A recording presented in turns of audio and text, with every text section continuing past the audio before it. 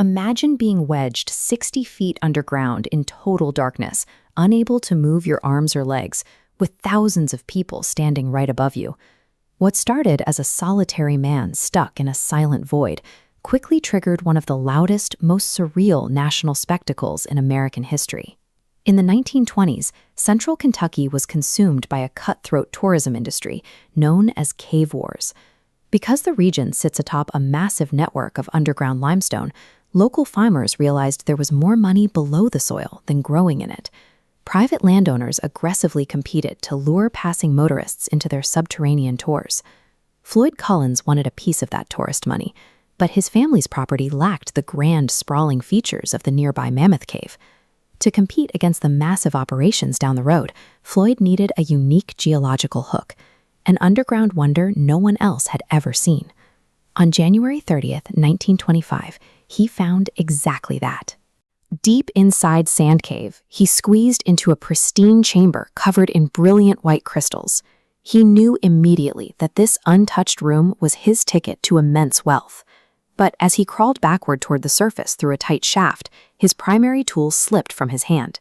The kerosene lantern hit the rocky floor and shattered, instantly extinguishing his only source of light. This diagram shows the exact mechanics of the trap.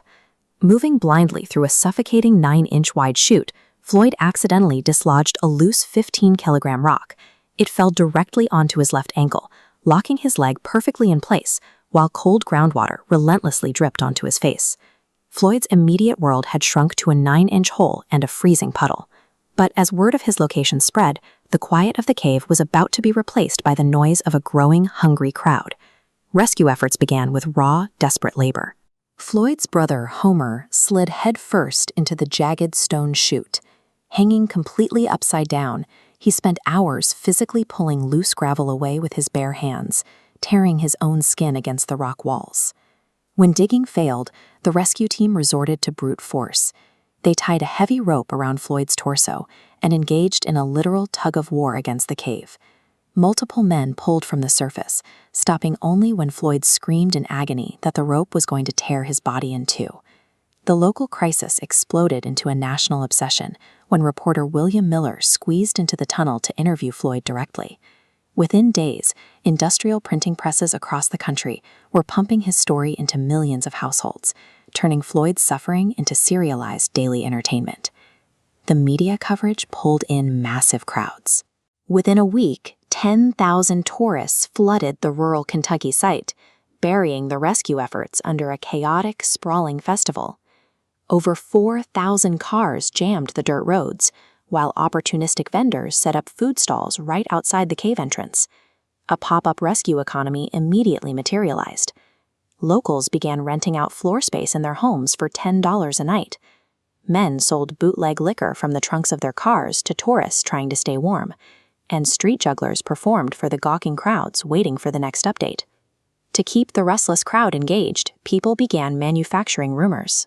Whispers spread that Floyd wasn't actually trapped, or that he had been murdered underground. One group of men even went to a local telegraph office, pretended to be Floyd, and sent a fake message to his deceased mother claiming he was coming home. By the end of the first week, the local economy thrived on the entrapment. Floyd's survival was now the foundation for a pop-up city that required his continued presence in the hole to stay profitable. The total chaos eventually forced state intervention. Government-backed engineers arrived with specialized machinery, concluding that the only viable option was to dig a parallel vertical shaft 55 feet straight down to intersect with Floyd's tunnel. Look at this timeline of their progress to see the grim mathematical reality. Even with 75 men working around the clock in freezing rain, the dense Kentucky rock limited their digging pace to a grueling 4 inches an hour. On February 16th, 17 days after Floyd first entered the dark sand cave, the exhausted Rhiners finally broke through the rock. The chamber was totally silent. In the beam of their flashlights, the only thing they saw was the gleam of Floyd's gold tooth. The medical examiner determined he had died of exposure and starvation roughly 3 days prior. Ironically, his death coincided exactly with the moment the freezing rain worsened. The crowds packed up their cars, and the national media began to lose interest. Despite the massive infusion of capital, state manpower, and heavy machinery, the spectacle failed its primary objective. With the rescue over and the main tunnel structurally compromised, the crew simply sealed the shaft, leaving Floyd's body entombed in the earth. Months later, Homer Collins traveled the country telling his brother's story, desperately raising funds to properly exhume him. But their father saw a different opportunity.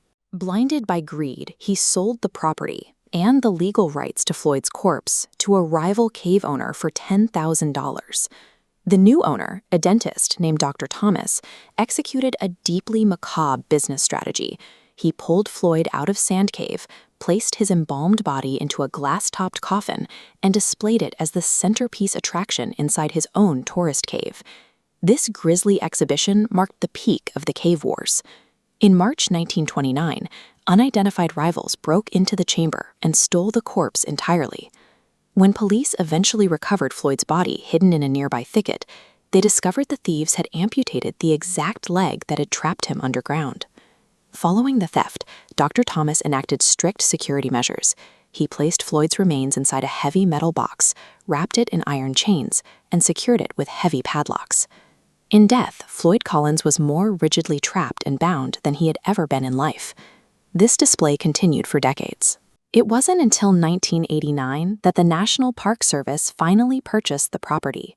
They permanently sealed the cave entrance, and 64 years after his final expedition, gave Floyd Collins a dignified burial in a local cemetery.